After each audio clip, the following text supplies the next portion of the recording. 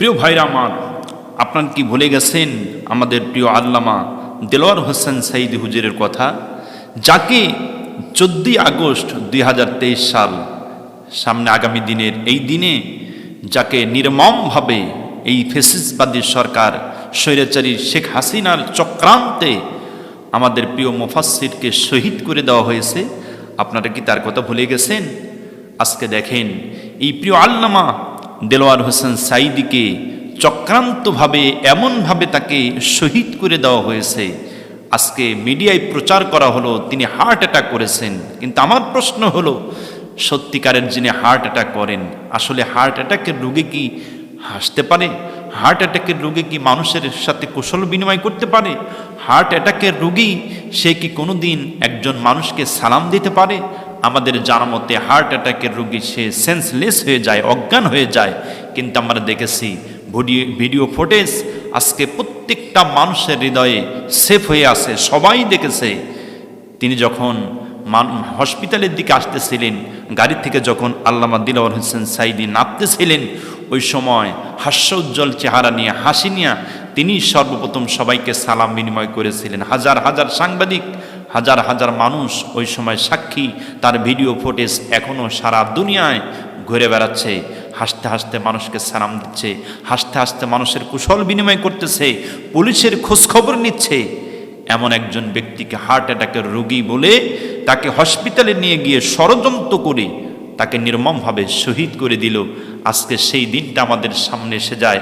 আমাদের প্রিয় অভিভাবক, আমাদের প্রিয় মুফাসসির, যিনি 50টি দেশে কোরআনের তাফসীর করেছেন, হাজার মানুষ তার কাছে কালিমা পড়ে মুসলমান হয়েছেন। গোটা বিশ্বের দরবারে অনেক ওলামায়ে কেরাম ছিলেন, তার ভিতরে কাবা শরীফের ভিতরে অল টাইম যিনি প্রবেশ করতে পারতেন, নামাজ পড়ার সুযোগ যাকে করে দেওয়া হয়েছিল, আমাদের প্রিয় আল্লামা দেলোয়ার হোসেন সাঈদী হুজুরকে আজকে মিথ্যা মামলায় সাজা দিয়ে শেষ পর্যন্ত এই স্বৈরাচারী শাসকের চক্রান্তে তাকে নির্মমভাবে শহীদ করে দেওয়া হলো।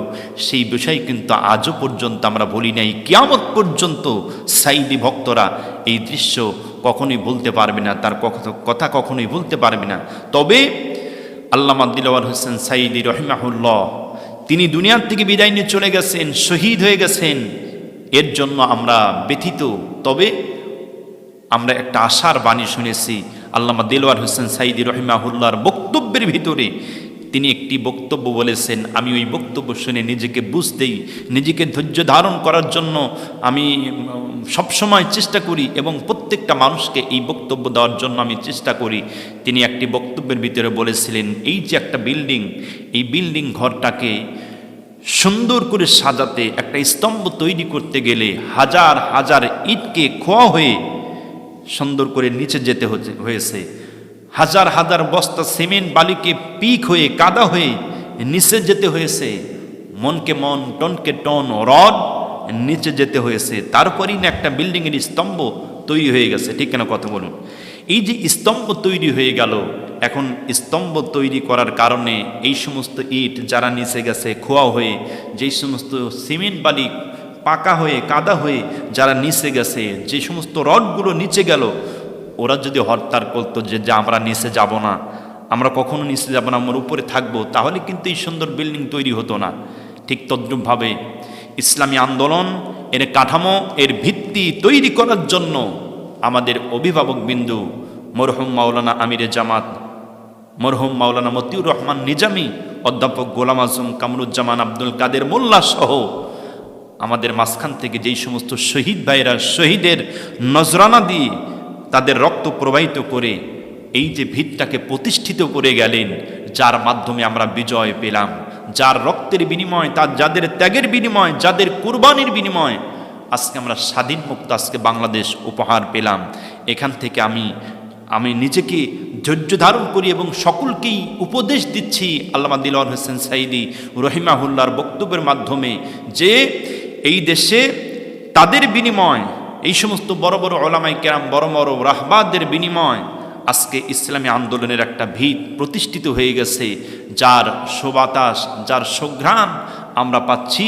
আমরা বিশ্বাস করি এই ভিত্তির মাধ্যম দিয়ে আগামীর দেশ ইসলামের দেশ হবে, আগামীর দেশ কোরআনের দেশ হবে, আগামীর দেশ বাংলাদেশ জামাত ইসলামের দিন হবে ইনশাআল্লাহ।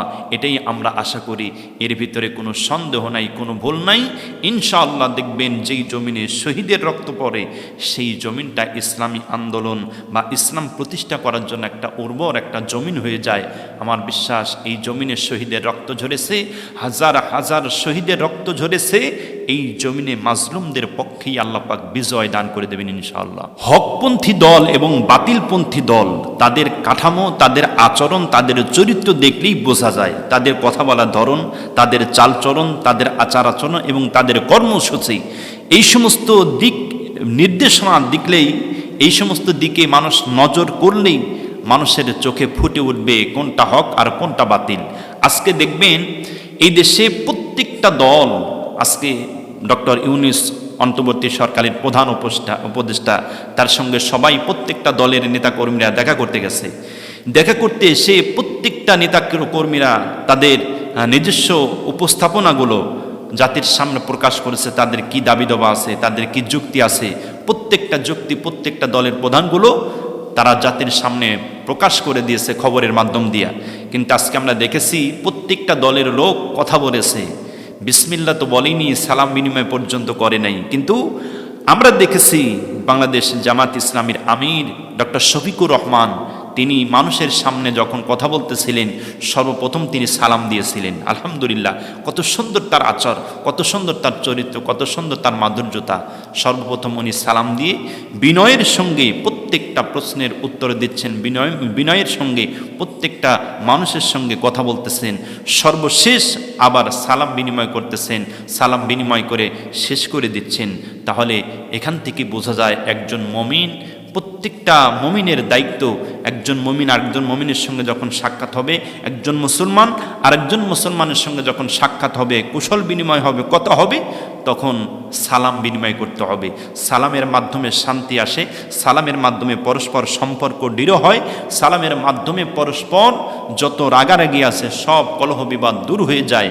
এর জন্য মুমিনদের খাসলাত, মুমিনদের খাসিয়াত হচ্ছে সর্বপ্রথম যেখানে তুমি যাও, চেনো অথবা না চেনো, মুসলিম হলে তাকে কি করো, সালাম বিনিময় করো। আজকে আমিরে জামাতের মাধ্যমে আমরা এই শিক্ষাটা পেলাম। উনি জাতির মানুষদেরকে আজকে শিক্ষা দিয়ে দিলেন যে সব কিছুর শুরুতে বিসমিল্লাহ, সব কিছুর শুরুতে সালাম বিনিময় করা এবং শেষে আবার সালাম বিনিময় করা। এর জন্য আমরা সকলেই ইসলামের দিকে আসি, আলিম ওলামাদের পক্ষে আসি, কোরআনওয়ালাদের পক্ষে আসি, ইসলামপন্থীদের পক্ষে আসি। ইসলামপন্থীদের পক্ষে আসলে এই জগতে শান্তি, আখেরাতে মুক্তি পাওয়া যাবে, এই আশায় আমরা সকলেই আসি। প্রিয় ভাইরা আমার, সব মিশে আজকে আমরা সত্যের পথে আসি। সব দেখেছি, আজকে আমরা ইসলাম ভিত্তিক জীবন গঠন করার চেষ্টা করি।